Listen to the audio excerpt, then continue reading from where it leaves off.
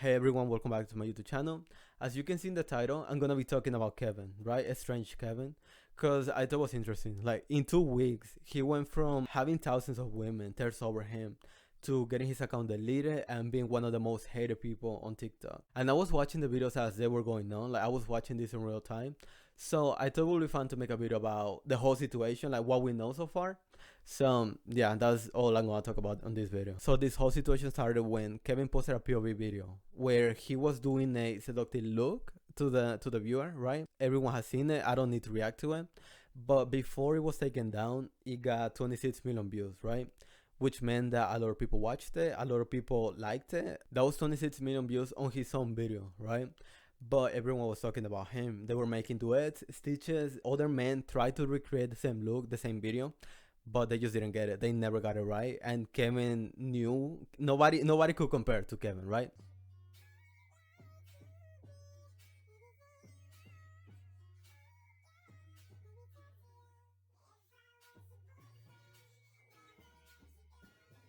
He was basically an idol at this point. Like everyone loved him. Straight women, people of the LGBTQ community. It didn't matter who he was. They all loved him. So basically, this went on for about a week where he was getting thousands of comments searching over him in every single one of his videos. Everything he posted, it didn't matter what he posted, even if it wasn't a thirst trap.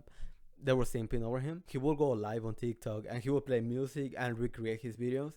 And again, everyone was simping, everyone was thirsting over him.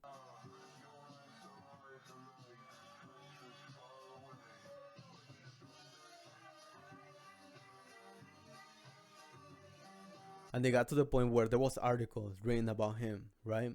When I first watched the video, I don't know, I didn't think too much about it. I was like, oh, I guess this is what women like.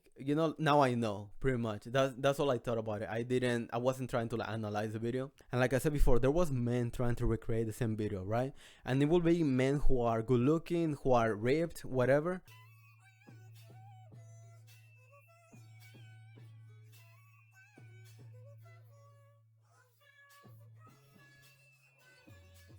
And their comments were filled with nobody does it like Kevin, you're not Kevin, you're never gonna get it right.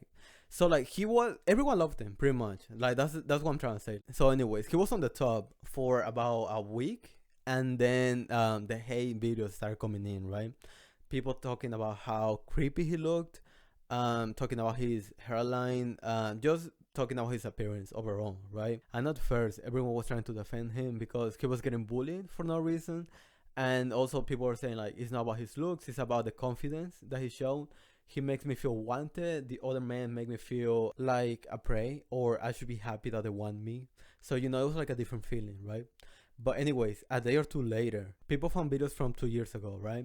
When he was 20, and basically it was sketches or comedy videos where the punchline was to be homophobic, transphobic, or just being abusive towards the person that you're dating, right? I'm not gonna show the videos, obviously, cause they were shitty. Like the punchline was basically him beating his girlfriend, in most of the video. Like it was the same punchline of him beating her until there was blood coming out of her mouth or her head, whatever. But anyways, once everyone knew that he did that, everyone switched up their attitude about him. People were talking about how they never got the appeal. How they always knew that there wasn't enough about him. I don't think that he's a good person at all.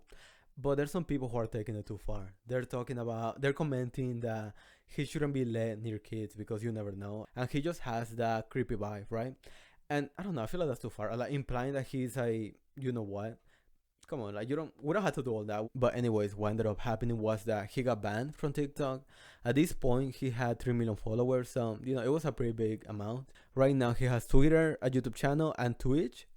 He is the most active on Twitch, right? And he has said that he's not planning on going back to TikTok. And I feel like everything I talked about so far is stuff that you commonly see with TikTok creators, right? Where they blow up and then they let the fame get to their head and they become bitches. Or they blow up and then people dig into their past and they find out that they were bitches back in the day. But what makes Kevin different though is that he has allegations towards him. Thankfully it's no essay, like he didn't went out and assault someone, but there was a girl who posted a story talking about an interaction that she had with him. I'm gonna play the video so you can see it by yourself. I'm gonna warn you now, if you're sensitive to certain things, I would probably careful watching this part. I'm not going to get too much into detail so I don't trigger anyone, of course, but basically it turned more sexual, and it's kind of uncomfortable talking about it, but that's what happened. And I mean, I can't say I'm completely innocent because like I got myself into that situation too. But like what was really crazy was that like anytime it happened, it was only me doing anything and he was just watching. And you know that fucking stare he does? That was exactly what I saw the entire time. And like anytime I would end our FaceTime calls after, I would just start crying because like I would act like I was enjoying it, but at the time I was like, I'm fucking terrified. And then it got progressively worse. Him actually telling me he has a I'm sorry, this part is really hard. He has a mutilation kink, and I wish I was fucking lying, but I'm not.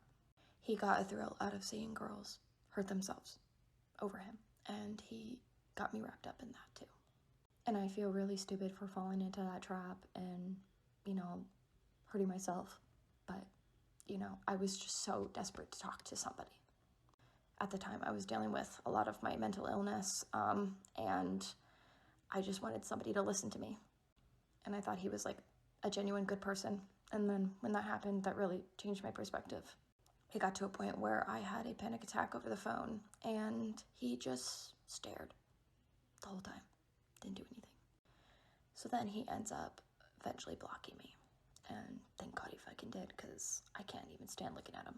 So the people who support Kevin watched the video and they got super defensive about it, right? They had two reactions to it. They will either say that it was fake, that she was just doing it for clout, and that women had this power over men. Men are not safe because we can just get accused of rape and nobody can say anything. Or saying that there was consent and they're both adults and Kevin did nothing wrong, right?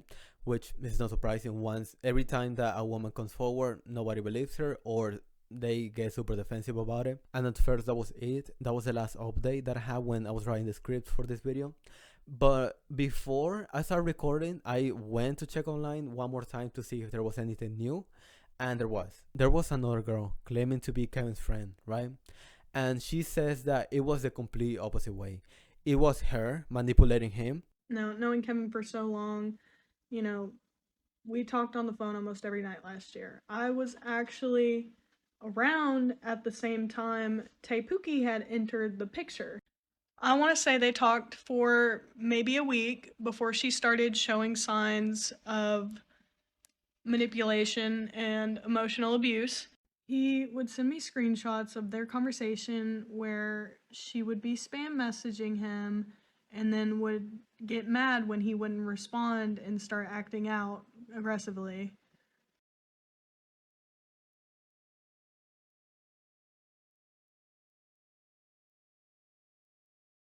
Another thing I think is worth at least bringing up is that he had to be the one to block her.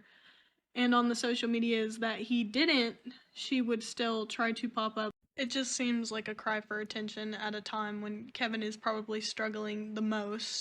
And just because he doesn't speak to it publicly that much doesn't mean that Kevin isn't a human going through a lot of issues in his own life. It just feels like everybody's really reaching for something, a crumb of anything that just isn't there with no proof. And I mean, I'm just a third party in this, but hopefully my opinion has some depth. And I'd like to reiterate that the fact that after she was blocked, she was still trying to pop up on his social media or have any form of contact really invalidates a lot of her claims.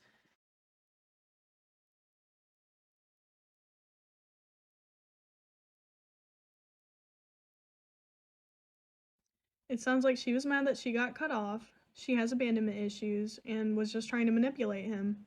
So yeah, basically she's saying that the girl was obsessed with Kevin and that she was being possessive, and that she's doing this, all of this out of revenge, right?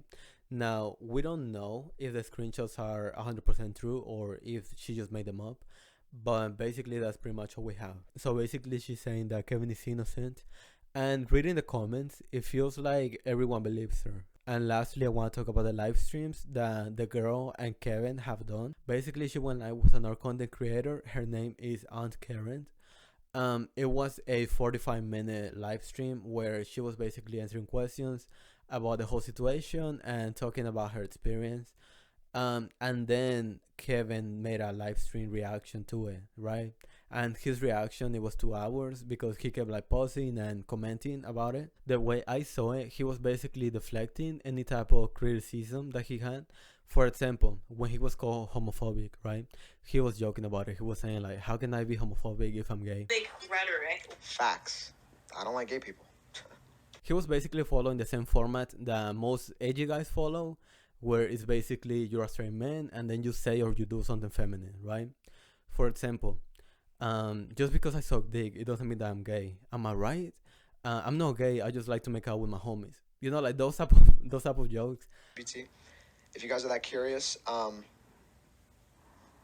I will go on a date with your father. If that's what you're asking, me and your dad can kiss a little bit. All right, but... So I don't know. I don't think that he was taking it seriously. I don't think that he wanted to be accountable for what he said in the past. But one of the things that he said that stood out about the stream is that he recorded a conversation between him and the girl, like the last conversation that they had together. Because he said that in this day and age we need to record it because if you don't do it, then you're gonna be the next Johnny Depp, and you need to be secure basically as a man so that you don't get falsely accused. So yeah, I don't know. For me, I still think that it's weird that he recorded it, but yeah, he said that once we hear the recording, we're gonna know that he was in the right and that we're gonna see the actual truth about what happened. So yeah, I don't know. It was fun. I was watching the videos as they were coming out, so I was interested in the drama. I didn't think that it was gonna be this deep. There's still a lot of stuff that needs to be like talked about or addressed by the people in the situation. So yeah, I guess I'm gonna keep you updated on. I don't know. I'm not gonna make a video. Never mind. I'm not gonna keep you updated. And also, thank you for watching. I hope you liked the video. Let me know if I missed anything in the comments. I feel like I got everything, but you never know if I miss anything. If you want to support me, I got Cameo, OnlyFans. I have an online store. So yeah, if you wanna support me in any type of way, just go in the description and look out whatever you want. So yeah, thank you for watching.